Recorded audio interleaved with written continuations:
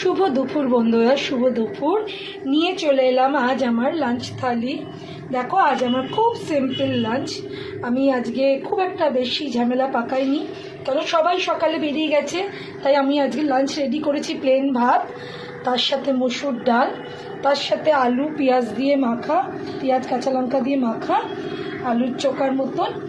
আর এখানে ডিম কষা আলু দিয়ে একটু সেমি গ্রেভি টাইপের করেছি। বাচ্চারা খাবে তো একটুখানি গ্রেভি দরকার লাগে। আর ফুলকপির পকোড়া মটর ডালের বড়া দিয়ে, মানে মটর ডালের বড়া দিয়ে না, মটর ডাল বাটা দিয়ে। হ্যাঁ, আর এটা আমার হচ্ছে একটা বিটের স্যালাড, যেটা তোমরা করে খেতে পারো। এটা আমি করে রেখে দিয়েছি। এটা আমি বলতে পারো মানে সারাদিনে আজকে যতবার খাওয়া হবে অতবারই নেওয়া হবে।